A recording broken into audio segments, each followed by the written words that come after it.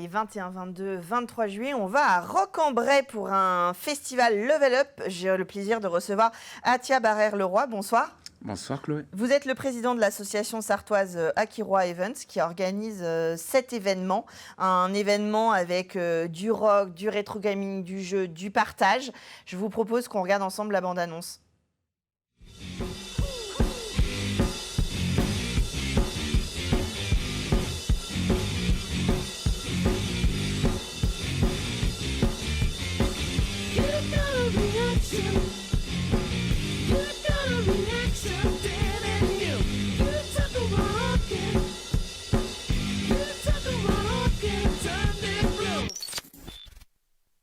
Alors, vous voyez les images, ça donne évidemment très envie. Vous le disiez hors antenne, c'est la première fois que vous ouvrez vraiment au grand public.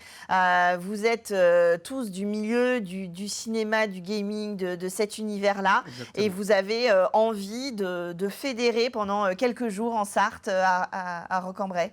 Exactement. En fait, déjà, merci de m'accueillir sur votre plateau. Dans l'idée, c'est que chaque année, on a une thématique. L'année dernière, c'était le western, et cette année, on s'est attaqué aux jeux vidéo. On voulait mélanger ces deux univers que sont le rock et le jeu vidéo. Et pour ça, on s'est entouré de personnes, de professionnels qui nous ont donné des contacts. C'est comme ça que ça marche aussi, essayer de se rapprocher.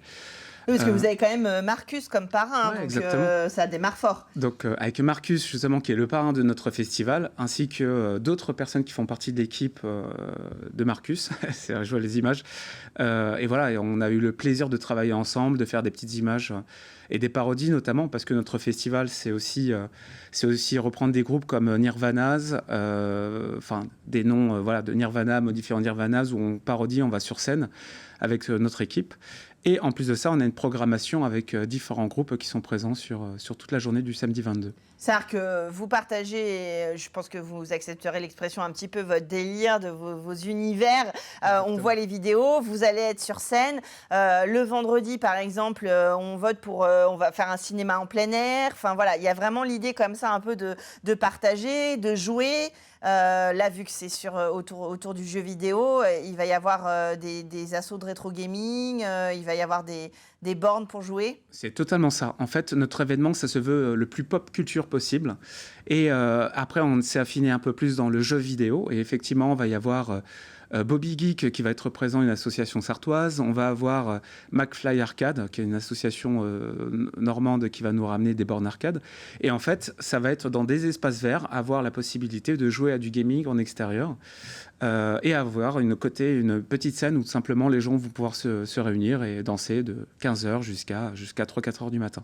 Oui, c'est ça. Vous avez quand même une belle programmation. Et le samedi, justement, vous avez des artistes de 15h jusqu'à toute la soirée et ça finit en dance floor. Donc vraiment, l'idée, c'est de se réunir autour des mêmes univers, rock, jeux vidéo et de partager. Totalement. Passer un bon moment tous ensemble, entre passionnés. Alors qu'on soit rocker ou qu'on soit gamer, c'est un peu la passerelle entre les deux qu'on a envie de créer. Moi, je fais partie des gens qui aiment à la fois les jeux vidéo et le rock, ainsi que d'autres choses, notamment. Vous parliez du cinéma tout à l'heure qu'on va mettre. On va donner le choix à nos festivaliers de choisir un film dans notre sélection. De choisir tout simplement un film de la pop culture qui fait référence aux jeux vidéo. Et ça va être projeté avec une belle installation cinéma en plein air. Alors, de toute façon, toutes ces infos-là, on les retrouve sur le LOASO Roc-en-Bray. On vous suit sur les réseaux sociaux. C'est bien sûr les canaux de diffusion privilégiés et pour les rockers et les gamers. En tout cas, vous êtes, vous le disiez, un peu tous du monde du spectacle, du cinéma. C'est ça. On est intermittent du spectacle et on travaille dans ce secteur-là. Donc, ça mélange à la fois la publicité, télé et cinéma. Et l'idée, c'était aussi d'incorporer un peu, c'est pour ça nos images que vous voyez. Ouais, d'où la qualité des images, parce que j'allais vous le dire, vous avez un teaser qui est digne de certains grands festivals, évidemment, parce que vous êtes des professionnels de l'image derrière. Et pas que, parce qu'il y a aussi des amateurs, des Sartois, des Tourangeaux qui sont venus nous filer la main, des comédiens débutants, mais qui ont eu l'énergie suffisante, et c'était un beau mélange entre Parisiens, Tourangeaux et Sartois. Et voilà, c'est ça l'idée, c'est d'essayer de retrouver un maximum de personnes qui partagent le même délire que nous sur ces 2-3 jours avec de la bienveillance et dans les meilleures conditions, bien sûr avec de la sécurité quand même sur place, parce que les fêtes peuvent aussi vite dériver. Et nous, on essaie aussi d'avoir une sécurité sur place, avec aussi plein de choses qu'on va mettre à disposition des gens pour ça. Et voilà, et que tout se passe bien dans le meilleur des cas.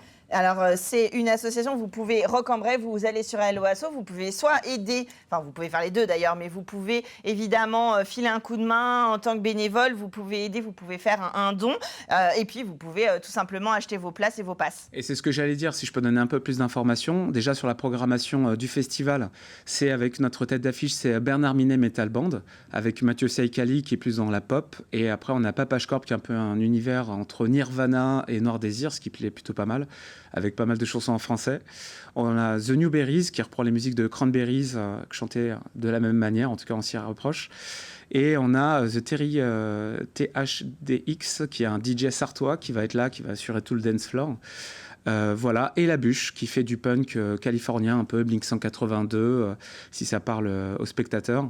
Ouais, et vu les images de l'année dernière, on va pouvoir danser, on va pouvoir s'amuser, partager. C'est-à-dire qu'on peut arriver un peu tôt, on peut jouer et puis après on peut continuer. Voire même se déguiser. Si idéalement les gens peuvent s'habiller et faire en du cosplay. Les cosplayers, ils aiment pas dire déguisé là, vous allez vous faire taper les doigts.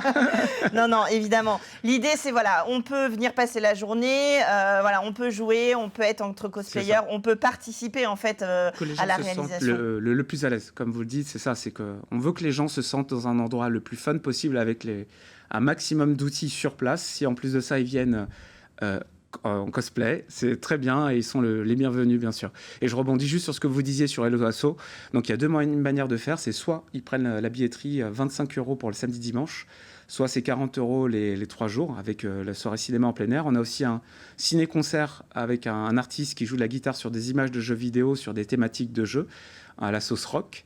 Et à la fois un jeu qui s'appelle Runner Party X Rock en Bray, qui va être présenté, un jeu tourangeau, qui mélange un petit peu un jeu de vitesse où le but c'est d'aller le plus vite possible et de finir le parcours. Voilà, ça c'est la soirée du vendredi, samedi les concerts. Et les gens, ceux qui veulent nous soutenir mais qui ne peuvent pas venir à l'événement aussi, c'est possible. Ils peuvent faire une donation et ça nous aiderait notre association à se développer. Ça, c'est une bonne idée pour Rock en Bray. C'est donc du 21 au 23 juillet, un nouveau rendez-vous à soutenir Level Up cette année. Merci d'être venu nous présenter ce beau projet. On vous retrouvera l'année prochaine. C'est la trêve estivale, comme je vous le disais. C'était la dernière émission culturelle. Donc, on se retrouve à la rentrée. En attendant, vous pouvez toujours redécouvrir toute la programmation sur le site lmtv.fr. Je vous souhaite un bel été.